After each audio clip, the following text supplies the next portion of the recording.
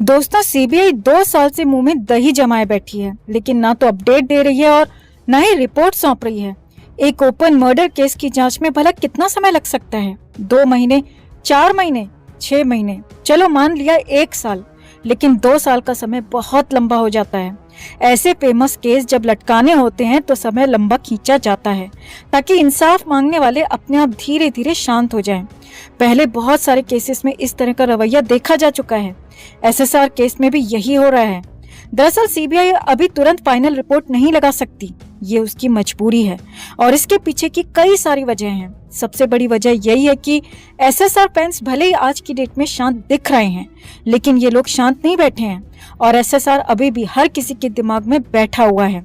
और अगर सीबीआई ऐसे में इसे आत्महत्या बताती है तो न सिर्फ सीबीआई की ऐसी तैसी हो जाएगी, बल्कि केंद्र की बीजेपी सरकार पर भी आग की लपटें पहुंचेंगी, क्योंकि सीबीआई केंद्र सरकार के अधीन काम करती है। इसे आत्महत्या बताने पर एसएसआर फैंस फिर से एक्टिव हो जाएंगे और इस बार आंदोलन सोशल मीडिया पर कम, जमीन पर ज्यादा होगा, जिससे कहीं न कहीं विपक्षी पार्टी फायदा उठाने की कोशिश करेंगी और केंद्र सरकार बैकफुट पर आ जाएगी। दोबारा आंदोलन शुरू होने का शक इसीलिए भी है क्योंकि ये एक क्लियर मर्डर है और इसे आत्महत्या बताकर पल्ला नहीं झाड़ा जा सकता। हाल फिलहाल में तो बिल्कुल नहीं। सीबीआई पर इस समय पॉलिटिकल प्रेशर है दोस्तों, और इसे इस मामले में चुप्पी साधे रखनी है और अभी मुंह नहीं खोलना है, क्योंकि उनको पता है कि मर्डर उनको दिखाना नहीं है और आत्महत्या वो दिखा नहीं सकते हैं।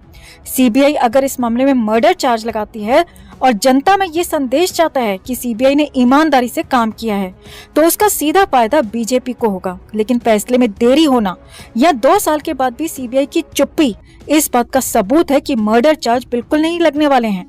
सीबीआई या केंद्र सरकार या खुद आज की डेट में भगवान जी भी धरती पर आ जाएं और ये कह दें कि ये एक आत्महत्या है, तो भी लोग यकीन नहीं करेंगे, क्योंकि ये एसएसआर केस में आत्महत्या जैसी कोई बात थी ही नहीं। शरीर पर चोट के निशान, पैर का टूटना, चेहरे पर चोट के निशान और गले पर रस्सी या बेल्ट के निशान काफी कुछ कहानी बयां कर रहे थे। चलो सोशल मीडिया और यूट्यूबर्स की बात छोड़ देते हैं, ये लोग तो कुछ भी कह देते हैं और कुछ भी बातें बना लेते हैं और ये लोग एक्सपर्ट्स भी नहीं हैं। लेकिन देश ही नहीं बल्कि विदेशों में बैठे कई डॉक्टर्स और फॉरेंसिक एक्सपर्ट्स ने खुलकर ये बयान दिया था कि आत्महत्या के बाद गले पर इस तरह के निशान नहीं बनते हैं जैसे एसएसआर के गले पर थे। एम्बुलेंस में एसएसआर की बॉडी ले जाने वाले लड़के ने भी कहा था कि एसएसआर के शरीर पर न सिर्फ चोट के निशान बल्कि उसके शरीर पर सुई और नीडल के निशान भी थे। चलो ये सबको भी एक बार साइड में रख देते हैं। सुधीर गुप्ता याद है आपको? पहले एसएसआर के वकील विकास सिंह से जब सुधीर गुप्ता की बात हुई थी तो खुद सुधीर गुप्ता ने कहा था कि एसएसआर के गले पर जो निशान है वो हैंगिंग के निशान नहीं है, लटकने से इस तरह के निशान नहीं बनते हैं, वो गला घोंटने के निशान है और गला घोंटने के निशान साफ साफ दिखाई दे जाते हैं। एक डॉक्टर ऐसे निशानों को देखते ही पहचान जाता है, देखते ही बता देता है। लेकिन सुधीर गुप्ता ने पोस्टमार्टम रिपोर्ट देखी, करीब से देखी और उसे पढ़ा भी था। डॉक्टर सुधीर गुप्ता से बाद में जब इस बारे में दोबारा पूछा गया तो उसने नो कमेंट कहकर बात टाल दी। इस केस में ढेरों सबूत और बयान थे जो ये साबित कर रहे थे कि ये एक ब्रूटल मर्डर था और मर्डर से पहले एसएसआर को बुरी तरह से टॉर्चर किया गया था। इसीलिए कोई भी आत्महत्या वाली थ्योरी पर यकीन कर ही नहीं सकता। सरकार और सीबीआई भी इस बात को अच्छे से जानती हैं दोस्तों, इसी वजह से अभी तक सब कुछ शांत कर रखा है। इसी केस में ईडी ने भी जांच की थी, आप सबको याद होगा, जो भी एसएसआर के फैंस हमारे साथ जुड़े हुए हैं, वरना आज की डेट में हर कोई सब कुछ भूल चुका है। लेकिन ईडी की जांच का क्या हुआ? आज 2 साल के बाद भी किसी को पता नहीं चला है। चलो जी, मान लिया कि सीबीआई जांच कर रही है और टाइम लगता है, लेकिन ईडी का केस तो बहुत बड़ा नहीं था। ईडी तो अपनी जांच को बहुत जल्दी फाइनल कर सकती थी, फिर भी आज तक उसका फैसला भी नहीं आया। उसका कारण भी सेम है दोस्तों। ईडी अगर बोल देती है कि एसएसआर के पैसे का कोई हेरफेर नहीं हुआ है, कोई गड़बड़ नहीं हुई है और रिया चक्रवर्ती बेकसूर है, तो सोशल मीडिया पर एसएसआर के नाम का तूफान आना तय है। ईडी अगर रिया एंड गैंग को बेकसूर बताती है तो लोग सीबीआई पर भी सवाल उठाना शुरू कर देंगे। न सिर्फ ईडी की जांच सवालों के घेरे में आएगी बल्कि सीबीआई पर और ज्यादा दबाव बनता चला जाएगा और अगर सीबीआई पर दबाव बनेगा तो कहीं न कहीं नेता और सरकारें भी इसके लपेटे में आनी हैं। इसीलिए लोग भड़क न जाएं या आवाज उठानी शुरू न कर दें, सरकार की बुराई शुरू न कर दें। इसीलिए सीबीआई को म्यूट कर रखा है और सीबीआई म्यूट है, इसीलिए ईडी से रिपोर्ट लगवाने का सवाल पैदा ही नहीं होता। वैसे केस किस दिशा में जा रहा है या किस दिशा में जाएगा, आप इस बात से भी अंदाजा लगा सकते हैं कि रिया को उसका पासपोर्ट वापस मिल चुका है। कोर्ट ने रिया को विदेश जाने की इजाजत दे दी है, अब वो विदेश आ जा सकती है। एनसीबी ने जब रिया से पूछताछ शुरू की थी तो तब एनसीबी ने उसका पासपोर्ट भी जमा करवा लिया था, लेकिन उसे आईफा अवार्ड में जाने की इजाजत दी जा चुकी है।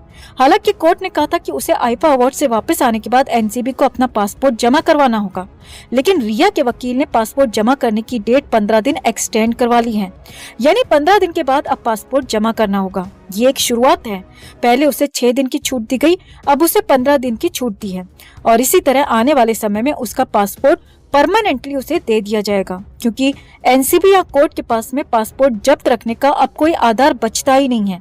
न ईडी ने कहा कि वो दोषी है, न एनसीबी की कार्रवाई में उसे सजा हुई या उस पर आरोप तय हुए। और सीबीआई तो 1-2 साल तक बेहोश पड़ी रहे तो हैरान मत होना, सीबीआई को नींद की गोली दी गई है और उसे होश अब आएगा भी नहीं।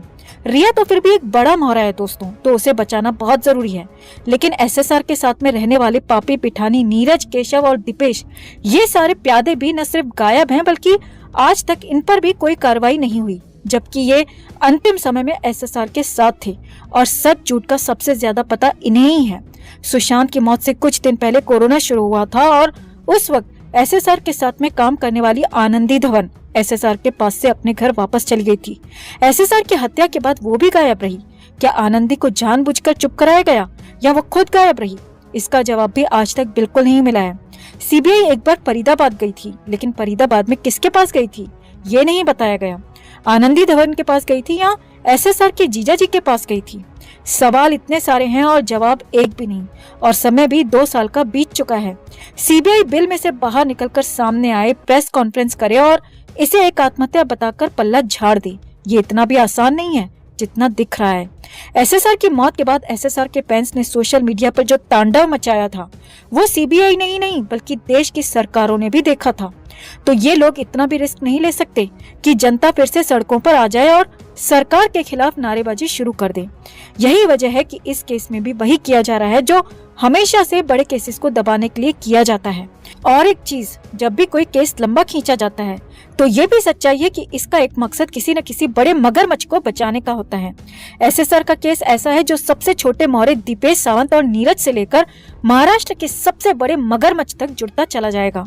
और ये चेन ऐसी है दोस्तों जिसमें बड़े बड़े नाम सामने आ जाएंगे जो महाराष्ट्र नहीं बल्कि देश की बड़ी बड़ी पार्टियों को हर साल करोड़ों रुपए का चंदा और डोनेशन देते हैं।